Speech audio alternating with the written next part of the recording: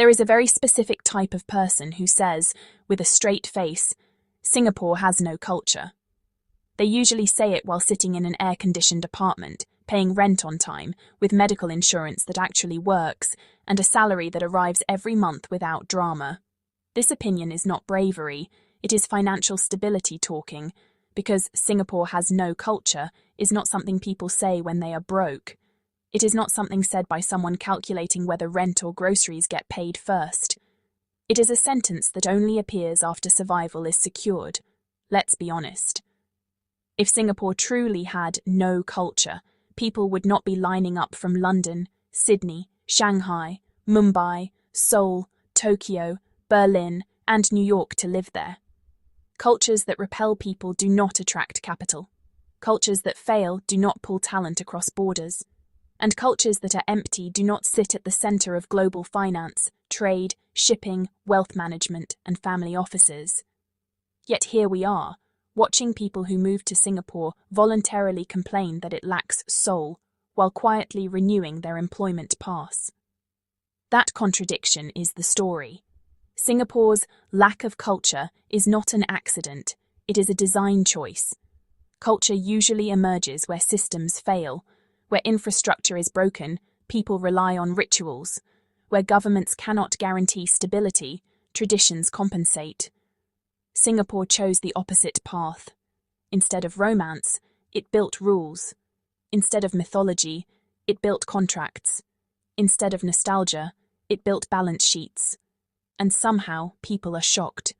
They want temples without taxes, street food without regulation, vibes without efficiency, chaos without consequences.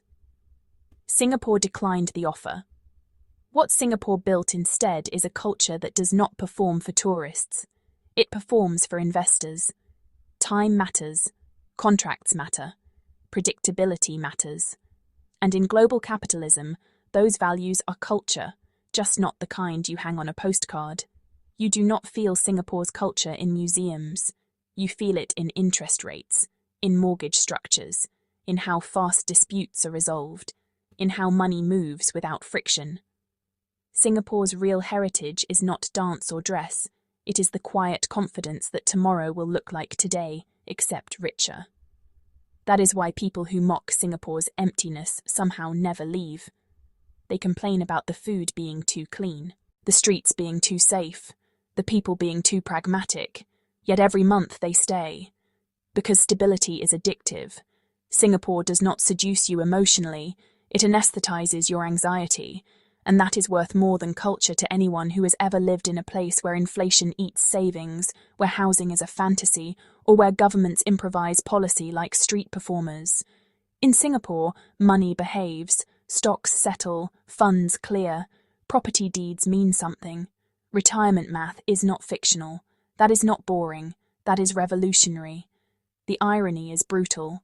The same people who say Singapore has no culture come from societies where housing prices detached from wages decades ago. Retirement is a guessing game. Healthcare is a gamble. Currency depreciation is normal.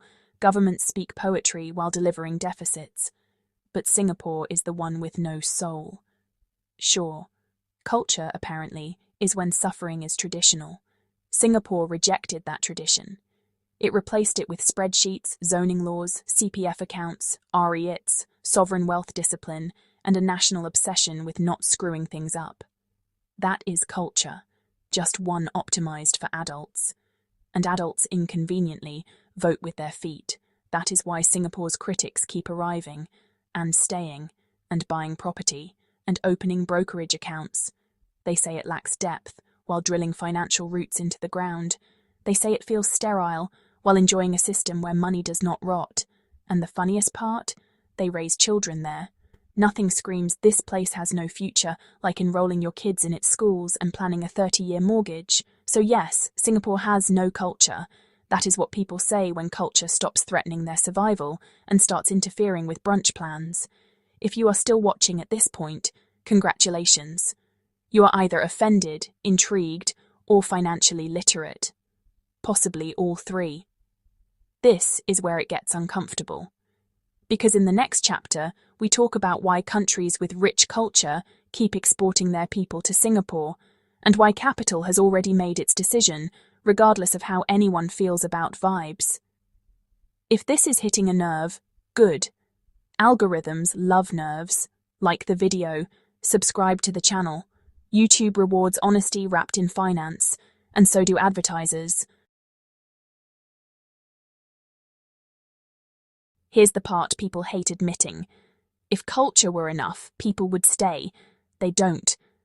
They leave countries overflowing with history, poetry, cuisine, music, ritual, and national pride, and then quietly apply for jobs in Singapore like it's a corporate evacuation zone. Nobody escapes to a place with no culture unless the alternative is worse. And the alternative is worse, repeatedly. Look at the migration patterns, not the tourism brochures. Tourists chase vibes. Workers chase survival curves. Singapore does not win the postcard competition. It wins the spreadsheet war. People leave culturally rich countries for reasons no one likes to put on Instagram. Salaries frozen for 20 years. Housing treated like a lottery ticket. Pension systems built on hope. Inflation explained away as temporary. Governments addicted to symbolism and allergic to math. These are not cultural features. They are policy failures wearing traditional clothing. So people leave. They tell themselves it's temporary. They say it's for experience. They insist they'll go back one day. Then they open a local bank account in Singapore. Then they realize something uncomfortable. Money works here. Not magically. Not romantically. Just reliably. Singapore is boring in the way a fire extinguisher is boring. You don't admire it. You just hope it's there when things burn. And things burn everywhere else. In many countries, culture fills the gap left by broken systems. Community replaces welfare. Family replaces pensions. Tradition replaces policy. That works. Until it doesn't. Singapore chose a colder solution. It said, what if the system works and culture can relax? So instead of teaching people how to endure hardship with dignity, it removed the hardship where possible. This is deeply offensive to societies that built their identity around endurance. Suffering is sacred there. Complain too loudly and you're ungrateful. Demand efficiency and you don't understand the culture. Singapore understands perfectly. It understands that talent does not want speeches. It wants cash flow, safety, and exit options. And capital is even less sentimental. Capital does not care about your folk music. It cares about rule of law, contract enforcement, currency stability, tax predictability, talent density. That's it, no poetry section. So capital moves first. Family offices relocate, funds register, holding companies appear, REITs stack quietly, private banks open lounges with better coffee than your home country's parliament. Then people follow. Engineers, doctors, designers, finance professionals, founders who are tired of begging bureaucrats for permission to exist. They arrive, complain about the weather, mock the culture, and then stay. Because complaining is free, leaving is expensive. And here's the cruel part. The countries losing these people respond not by fixing systems, but by romanticizing departure. Go abroad, broaden your horizons. Bring back experience. Represent our culture globally. Translation: we can't afford you, but please don't say that out loud. Meanwhile, Singapore does not ask people to represent anything. Just follow the rules, pay your taxes, don't be dramatic. In return, you get a life where planning more than 6 months ahead is not considered optimism. This is why the Singapore has no culture crowd sounds strange. They are criticizing the one place that did not need culture to distract from dysfunction. Singapore doesn't sing to you.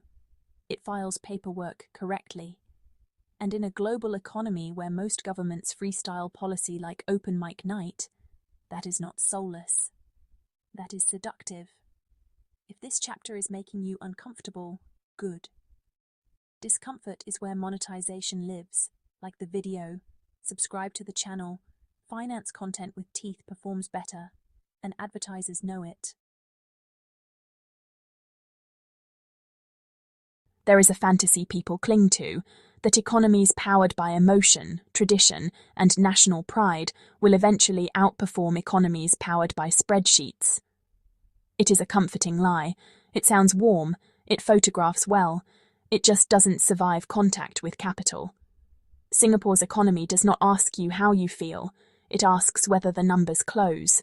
This is why people who say Singapore has no culture always lose the argument the moment money enters the room.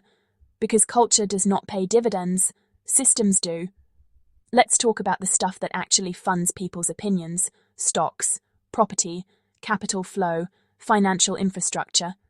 The boring stuff that quietly determines who gets to complain comfortably and who has to romanticize poverty. Singapore does not sell dreams. It sells frameworks. The stock market is not a casino disguised as patriotism. It is engineered to be dull, liquid, and predictable. No national hysteria. No populist interventions every election cycle.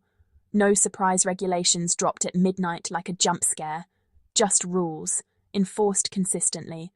That is why global funds park money there without emotional attachment. That is why family offices treat Singapore as a long-term base, not a seasonal fling. And property? This is where the no culture accusation becomes comedy. People call Singapore soulless while aggressively trying to buy into its housing market. They complain about public housing being too planned, while realizing it's the only system where middle-class ownership isn't a fairy tale. Singapore didn't make housing sexy, it made it functional. The result? Home ownership that actually exists, mortgages that don't destroy entire generations, property used as shelter first, speculation second, a state that understands land is power, not decoration. Meanwhile, culturally rich countries treat housing like a luxury collectible and then act shocked when young people stop having children. Singapore didn't wait for the invisible hand. It grabbed the wrist and told it to behave. Now let's talk about money flow. Singapore understands one brutal truth most governments refuse to say out loud: capital is cowardly. It hates uncertainty. It hates moral speeches. It hates improvisation. So Singapore eliminated excuses. Tax policy is not a mood swing. Regulation is not performance art. Courts are not political theatres. This is why money keeps arriving even when people complain about vibes. Capital does not care if a city feels authentic. It cares if it feels safe. And Singapore feels safe in the way only well-maintained systems can. That safety compounds. Funds bring professionals. Professionals bring families. Families bring long-term consumption. Long-term consumption stabilizes growth. No poetry required. And this is where the culture argument collapses completely. Because culture, in economic terms, is simply a pattern of repeated behavior that survives time. Singapore's culture is planning. Planning for retirement, planning for healthcare, planning for education, planning for capital succession. It is a culture that assumes tomorrow matters, which is deeply offensive to societies that survive on nostalgia. People say Singapore feels sterile because nothing is falling apart dramatically enough to be aesthetic. No crumbling facades, no heroic decay, no tragic inefficiency to turn into identity, just maintenance. Maintenance is not romantic, but it is profitable, and profit buys comfort, and comfort buys opinions, which is why the loudest critics of Singapore's emptiness are usually people whose lifestyles are directly subsidized by its efficiency. They live off salaries funded by companies that chose Singapore precisely because it is emotionally uninteresting and financially obedient. They call it dull while benefiting from the yield. That's not cultural critique. That's cognitive dissonance with air conditioning. If you're still watching, you already know where this is going. In the next chapter, we're going to talk about why people who claim they hate Singapore's culture never move to culturally rich but financially unstable alternatives. Because principles are cheap. Relocation is not. Like the video. Subscribe to the channel. High CPM finance audiences reward uncomfortable truths, and this channel is built for that. Here's the question nobody answers honestly. If culture is so powerful, so nourishing, so spiritually fulfilling, why does it immediately lose the argument the moment life gets expensive? People love culture right up until they have children, they need healthcare, they start thinking about retirement, they want assets, not stories. That's when culture suddenly becomes optional. Watch the pattern. In their 20s, people chase meaning. In their 30s, they chase income. In their 40s, they chase stability. In their 50s, they chase exit strategies. Singapore dominates stages 3 and 4. That's not an accident. That's design. No one moves to Singapore to find themselves. They move because they already did and didn't like the answer. They discovered that identity does not compound. Money does. This is where the hypocrisy peaks.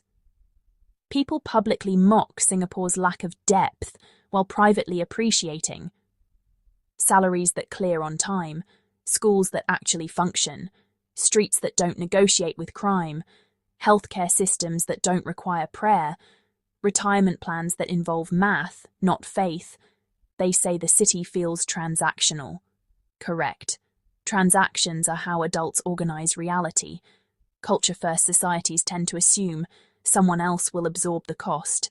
Family, community, women, the young, future generations. Singapore refuses to outsource responsibility. You pay, you plan, you save, you comply. In exchange, the system does not betray you theatrically. That is why people who swear they'll never live in Singapore somehow end up there once stakes appear. They don't move to culturally rich but financially fragile cities when children arrive. They don't gamble their parents' medical care on vibes. They don't fund retirement with folklore. They move to Singapore, quietly, pragmatically, without announcing it on social media. And then they complain. Because complaining preserves identity. Admitting that Singapore works too well would mean admitting something darker, that much of what they called culture was actually a coping mechanism for bad governance, that rituals filled gaps left by broken systems, that pride masked inefficiency, that suffering was aestheticized because fixing it required discipline. Singapore skipped the poetry and did the accounting. This offends people who built their self-image around endurance. If life becomes manageable, what happens to the hero narrative? Singapore doesn't need heroes, it needs compliance. And compliance produces something deeply unfashionable: results. Look at where regional money parks itself during uncertainty. Look at where startups register holding companies. Look at where wealthy Asians send their children to school. Look at where global firms base Asia-Pacific decision-making. It's not accidental clustering, it's a vote, cast repeatedly, with real money. Culture does not disappear in Singapore. It simply stops pretending to be an excuse. Instead of, "This is how we've always done it," Singapore asks, "Does this still work?" If the answer is no, it gets replaced. That alone disqualifies it from being called romantic, but it makes it terrifyingly effective, which is why critics never move somewhere more authentic with worse numbers. Because authenticity is easier to praise than to live inside. If this chapter annoyed you, perfect. That reaction is called cognitive friction, and platforms pay well for it.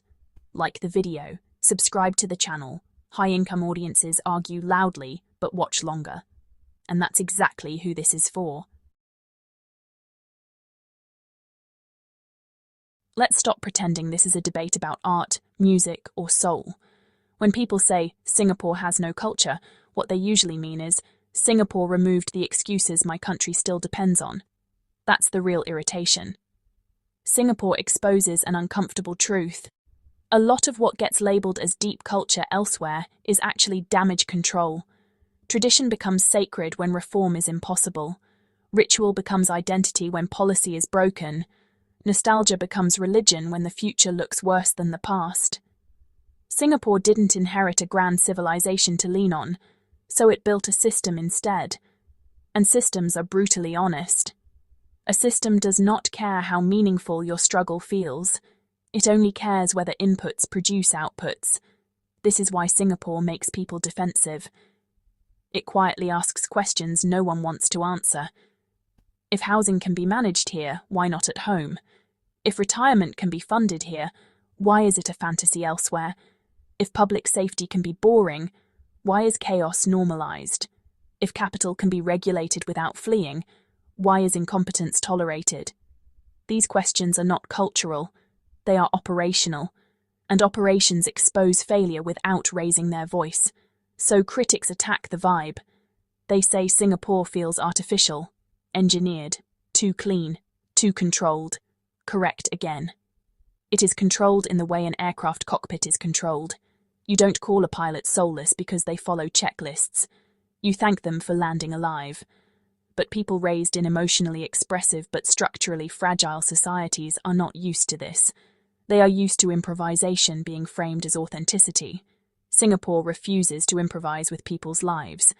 Now let's talk about the part nobody likes to admit out loud. Wealth. Singapore concentrates wealth because it protects wealth. Not just billionaire wealth, middle-class wealth, the boring, unglamorous kind built through steady income, forced savings, regulated housing, conservative leverage, long-term planning. This is not exciting, it is devastatingly effective. In many cultural countries, wealth is performative. Cars, weddings, status symbols, visible consumption. In Singapore, wealth is quiet. Portfolios, trusts, CPF balances, property equity, succession planning. The culture here is delayed gratification. That alone disqualifies it from being admired online. Delayed gratification doesn't trend, it compounds. Which is why people mock Singapore publicly and copy it privately. They open accounts, they register companies, they move assets, they buy apartments, they enroll children. Mockery is cheap. Relocation requires belief, and belief shows up on balance sheets. Singapore does not ask you to love it. It asks you to calculate. That's why it attracts people who are tired of pretending that passion pays bills. People don't hate Singapore's culture. They hate that it proves a lot of suffering elsewhere was optional, that systems could have been fixed, that excuses were maintained because reform threatened power, that "this is just how we are" was a lie told to keep people compliant. Singapore chose a different compliance model. Obey the rules, plan your future, don't romanticize dysfunction. In return, the system mostly keeps its promises. That's not soulless. That's adult. And adults don't argue about culture when their portfolios are working. If you're still watching at this point, you already know why this channel exists. This isn't travel content. This is financial anthropology. Like the video, subscribe to the channel. This kind of audience has high income, high attention, and high CPM, and YouTube notices. Here's the ending nobody wants, because it's painfully uncinematic. Singapore does not care whether you approve of it. It does not need to be loved, aestheticized, or spiritually validated by people who already moved their money there. It already got the only votes that matter: capital votes, talent votes, families vote, long-term planners vote, and they voted quietly, with paperwork. While critics debate culture, Singapore keeps doing something extremely unfashionable. It keeps functioning. No grand speeches, no moral theatre, no obsession with being admired, just systems that do not collapse when stress tested. This is why Singapore doesn't waste time performing identity.